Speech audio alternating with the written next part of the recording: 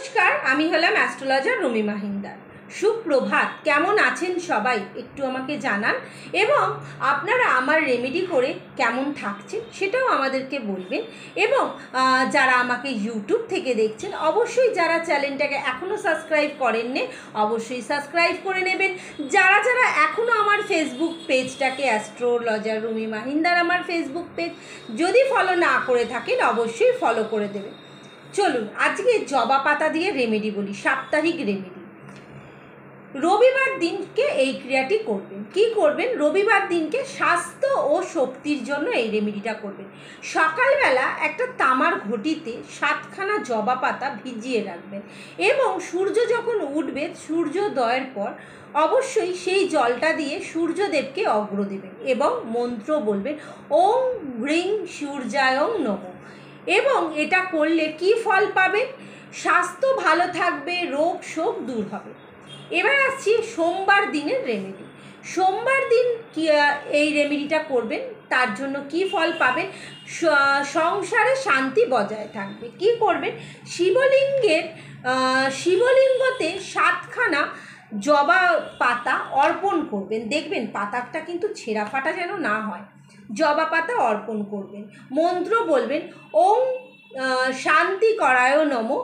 এবং কি ফল পাবেন? পরিবারের শান্তি আসবে, দাম্পত্য জীবন মধুর হবে। যদি জীবনে কলহ থাকে সেই কলহ থেকে আপনারা মুক্তি পাবেন।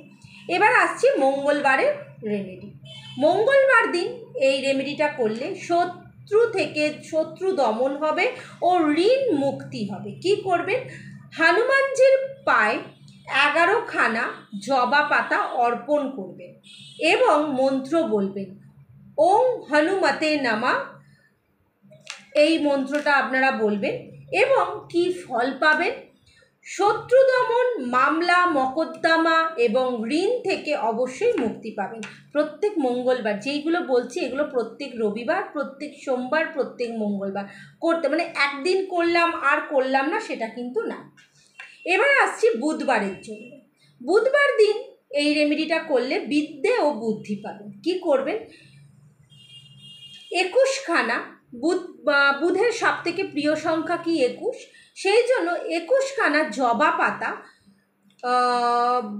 গণেশ দেবতা এবং সরস্বতীর পায় 21টা করে জবা পাতা তুলবেন এবং 21খানা সরস্বতীর পায় এবং 21খানা গণেশ দেবতার পায় দেবেন। মন্ত্র বলবেন ওম সরস্বত্যই নমঃ। এই মন্ত্রটা বলবেন। এতে কি ফল পাবেন? বিদ্যে বুদ্ধি, মেধাবী হবে স্টুডেন্ট, এবং কোনো রকম আপনাদের যদি কোনো বুদ্ধিতে অভাব থাকে সেটা কিন্তু আপনাদের বৃদ্ধি পাবে। এবার আসছি বৃহস্পতিবার।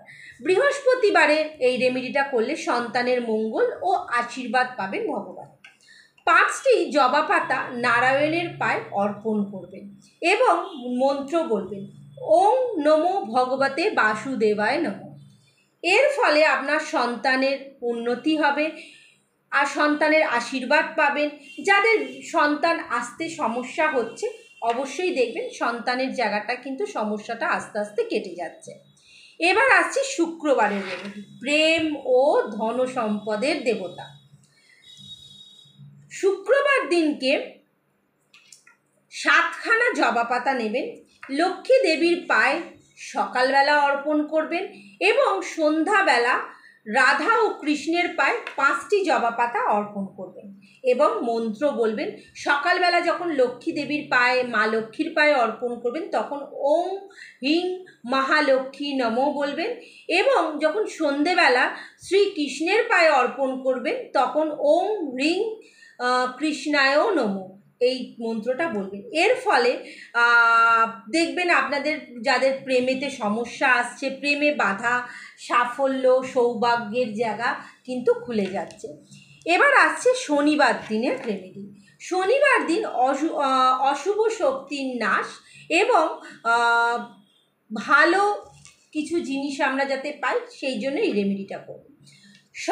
শনি দেবতার পায় শনি মন্দির এবং মা কালীর মন্দির পাশাপাশি থাকে, সেই জন্য শনিদেবের পায় 11খানা জবা পাতা এবং মা কালীর পায়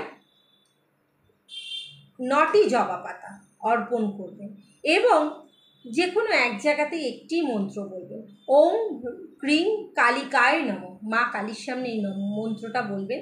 এর ফলে আপনার অশুভ শক্তি নাশ হবে, ভয় দূর হবে, শনিদোষ থাকলে সেটা থেকে মুক্তি পাবেন। এটা সারা সপ্তাহের রেমেডি আমি বললাম, অবশ্যই করুন, ভালো ফল পাবেন এবং মন দিয়ে করুন। যখন করবেন ক্রিয়াটি মানে এক মনে করবেন, আমার বিশ্বাস আপনারা ফল পাবেন। সবাই ভালো থাকুন, সুস্থ থাকুন। নমস্কার।